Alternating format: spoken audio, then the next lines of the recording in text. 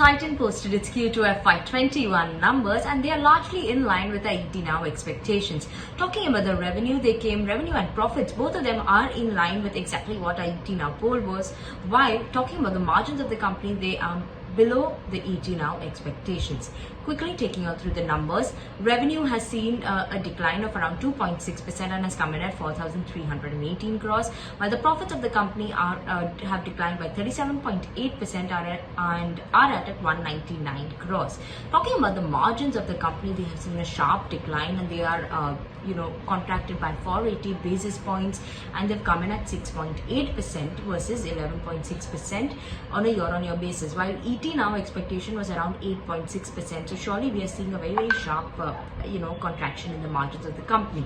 Now talking about overall the segment revenues, jewelry segment has surely seen a very sharp recovery rate. The company has said it's a 98% recovery rate, and on the basis of that, the jewelry revenue segment revenue has gone up by 8.8% on a year-on-year basis and have come in at 3,837 crores. While talking about the watches revenue as well as the eyewear revenue segment revenue, both these have been under pressure because discretionary spends have not recovered as much as jewelry segment has recovered. So revenues over both these segments have declined. Watches revenue is down by 44%, while the eyewear segment revenue is down by 39%. Talking about the EBIT though, in terms of the jewelry EBIT, that has declined, but eyewear EBIT, that is something we are seeing a turnaround over there, and eyewear EBIT is coming at 9 crores versus 2 crores on a year-on-year basis, so it's increased by around 4 to 5x. So that is something that we are seeing different over here this time.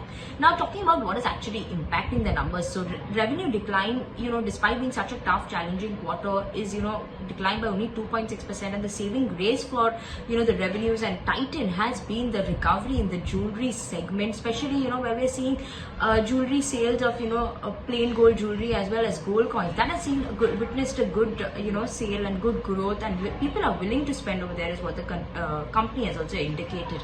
Now moving on to obviously overall the margins of the company, we are seeing a sharp contraction in the margins of the company, and what has impacted is this is going to the adverse product mix. So now company has also highlighted that discretionary spends are not back, so watches, eyewear, and that also includes the studded jewelry, which is a part of the jewelry segment, that those sales have also still been low, and that studded jewelry sales have a higher margin value, so that is something that is still impacting the overall margins of the company.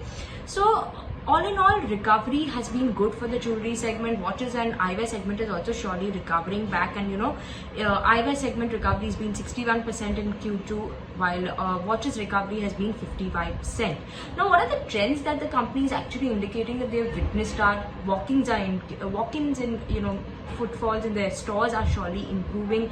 They said that consumers are willing to spend on gold and gold jewelry as well as plain gold coins, but discretionary items are still under pressure. So that includes watches, eyewears as well as studded jewelry, which are still lower than previous levels, and it's still not recovered. But the commentary is surely showing that they are seeing positive consumer sentiment. They are witnessing that consumers are now coming and willing to spend a bit more, and they this is raising their hopes for a better festive season also. Starting obviously we had Navratri right now, Diwali coming up, so all this surely they're expecting a better festive season from all the divisions of the company, while the company has also mentioned that they are gaining market share in their key businesses. So that's a very interesting fact coming in, and surely we've got to keep a close eye on Titan moving forward as well.